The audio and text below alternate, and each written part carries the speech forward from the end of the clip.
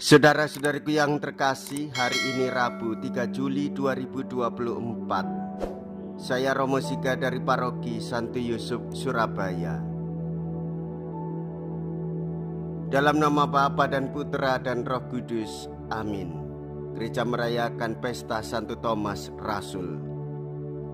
Keraguan, kebimbangan tentang iman dan Tuhan tak usah menggelisahkan kita. Kita terikat oleh keterbatasan akal budi kita. Akibat keraguan sesaat yang diungkapkannya dengan banyak kata, Rasul Thomas berabad-abad lamanya mendapat julukan yang tidak percaya. Andai kata ia dahulu kurang percaya, namun ia jujur. Dengan rendah hati, diakuinya kesalahan dalam kata-kata indah, Tuhanku dan Allahku.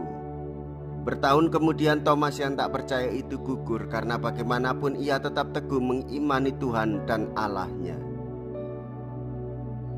Ya Tuhan dan Allahku, mea culpa, mea culpa, mea maxima culpa.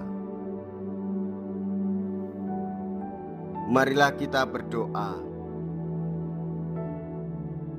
Allah Bapa yang Maha Kuasa dan Kekal, kami bergembira pada pesta Santo Thomas Rasul-Mu yang mengimani Putra-Mu sebagai Allah. Semoga kami senantiasa dilindungi olehnya dan kelak memperoleh kehidupan bahagia, karena percaya akan nama Yesus Kristus Putra-Mu dan Tuhan kami, yang hidup dan berkuasa bersama dengan Dikau dalam persatuan Roh Kudus, Allah sepanjang segala masa. Amin. Tuhan bersamamu dan bersama rohmu. Inilah Injil suci menurut Yohanes. Dimuliakanlah Tuhan. Yohanes bab 20 ayat 24 sampai dengan ayat 29.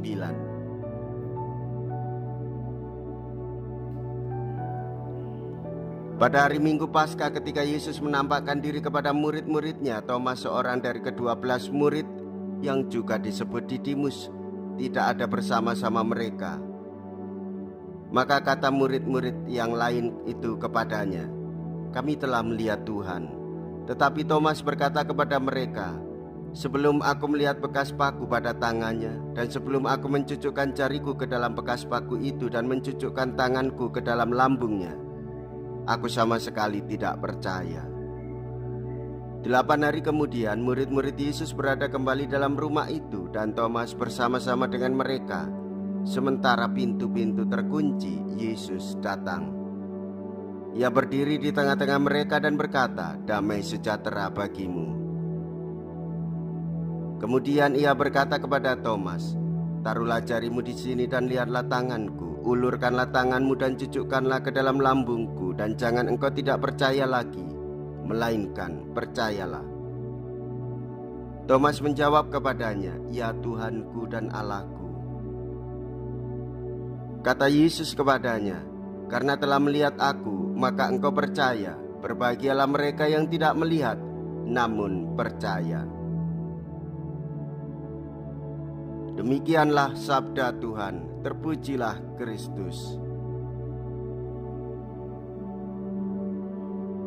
Saudara-saudariku yang terkasih, ketika Paskah Kristus, ia menjumpai murid-muridnya. Dengan merayakan Ekaristi, kita merayakan Paskah Yesus Kristus. Yesus bangkit untuk menyelamatkan umat manusia. Yesus menebus jiwa-jiwa semua umat beriman dari belenggu dosa, dari kuasa maut, dan terbebas dari kematian kekal. Ia mengalami kehidupan bersama dengan Tuhan Yesus Kristus. Maka dosa-dosa kita pun dihapuskannya. Ketika kita merayakan Ekaristi, imam mengangkat tubuh Kristus. Kita mengatakan dengan penuh iman, "Ya Tuhanku dan Allahku." Ketika merayakan Ekaristi, imam mengangkat tubuh Kristus dan darah Kristus dari piala itu, dan kita melihatnya, kita memandangnya, dan kita menyatakan dengan penuh iman, "Ya Tuhanku dan Allahku."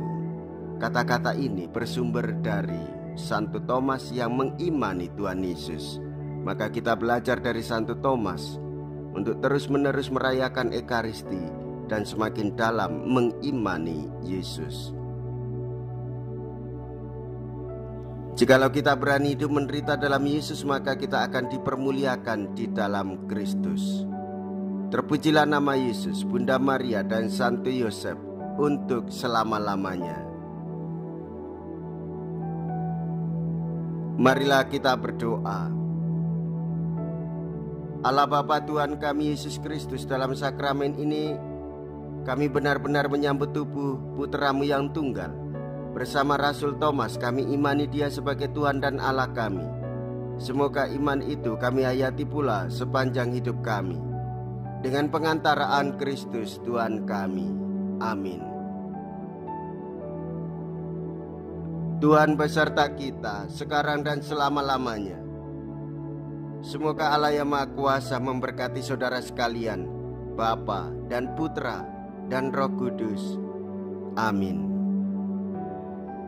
Saudara-saudariku yang terkasih, pergilah, ibadah sabda sudah selesai. Syukur kepada Allah.